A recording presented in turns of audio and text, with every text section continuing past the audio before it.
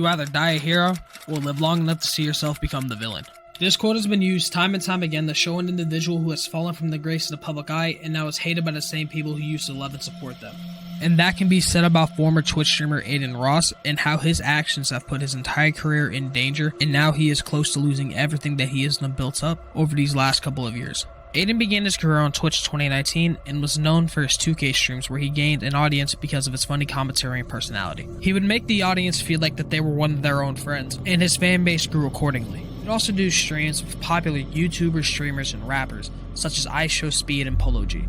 This would also help his career even better because he would blow up almost every stream and his audience would grow even faster and faster. And soon, Adin would become a household name to millions of people. But he would also be known as what is wrong with the current generation by old heads and people who dislike him alike. Adin Ross was always a controversial figure in the streaming world, but he was always someone that you would want to meet up with, and his stream was always somewhere you wanted to be. And most of the time, if you were a rapper or a popular streamer, it would help your career immensely if you appeared on his stream. You can go on Adin Ross's stream, and you would go viral for many reasons.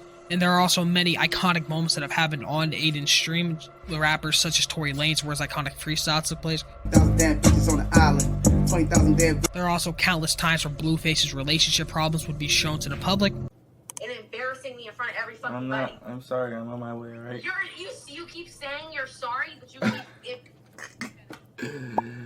Because I'm on Twitch, you stressing me out right now. And there would also be moments where Adin would make homosexual jokes that would make some people feel uncomfortable, and he has gone in the hot water over that, and you can see it over with Polo G when he was on his stream. Polo didn't look really comfortable with him saying stuff like that. There's also been issues with bigger YouTubers such as Soluminati and Kuwait who don't really like his antics. A lot more serious with Soluminati, where he has claimed that he is ruining the next generation of kids. Now, for y'all that don't know what emasculation means, it's what he does on a regular basis to... See, you think you fuck with Adin, you think he lit because he got all these rappers. No, you fuck with him because what he do to the rappers. He emasculate them live for his own gain to his viewers. You probably won't even watch this nigga if he wasn't acting, doing all this sexual gay shit to these men rappers, would you? 9 times out of 10, that's what you fuck with him for. Even if he do something new, he make a RP, he's gonna be emasculating men in there. And this call out from Soluminati didn't really affect any of Adin's career. It actually gave him more support from the YouTube community itself, because a lot of Soluminati's claims in the video were kind of outlandish, to say the least. But how does somebody who has the support of millions of people, some of the biggest figures in both the streaming and music industry, mess it all up? This might have something to do with one of his most controversial moments, is where he befriended arguably the most controversial figure on the face of the internet at the moment, and that is Andrew Tate. Sure, Andrew Tate didn't ruin his career, but whilst befriending Tate, you can see a shift in his mentality, the way he conducted himself on stream, and he slowly has started to seem more like a Andrew Tate clone than himself at some points. And it is a great thing that Adin Ross is actually learning and he's changing himself for the better. But when you befriend one of the most controversial figures ever, there's going to be some backlash from a lot of people who dislike that figure. But this isn't an Andrew Tate video, so I won't be going into full detail about Andrew Tate. But if you do want to know about his recent arrest and some of the facts that are going along with it and just some overall thoughts that me and some other people have, check out Way24Head down in the description. It is hosted by my friend Kira, and you'll have yourself a blast over there with some of the jokes that he makes, and also the information that me and him give out in our Andrew Tate video. By far the biggest controversy of his entire career was his recent switch over to Kick.com and the behavior before he made the switch over. If you didn't know, Kick.com is a live streaming service similar to Twitch in almost every way. It's basically, hey, let me copy your homework, sure, change it a little bit, make sure it's not that obvious. The biggest thing that makes it different is the lack of TOS or terms of service that the users have to follow. And this has landed them in the hot water before, when users of this live streaming service were streaming the Super Bowl for free, and it landed him in some issues with the NFL.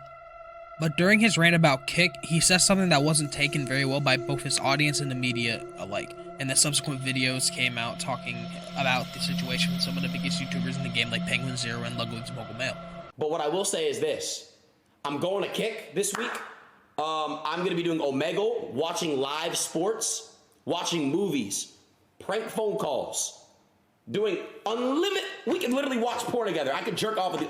No, I'm still celibate.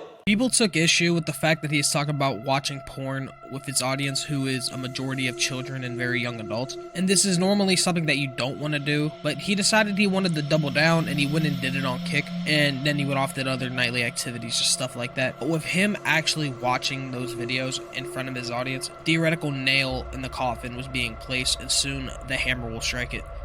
On February 26 of 2023, Adin Ross received his 8th and final ban from Twitch for an apparent violation of the community guidelines while on stream, and this is not for the Kick stream, this is for a separate incident pending to something else that has happened on his stream in the past. But with this ban, the entire empire that Adin Ross has created over these last few years has seemed to be crumbling down around him. He is also on Twitter saying some really wild stuff just to piss people off, I'm assuming. And I understand, speaking your mind and trying to be yourself, but with Adin, it appears that he is trying to piss people off and trying to garner another audience and get his name back out there, because his number of views have taken a huge cut. His number of, current viewers have taken a huge cut.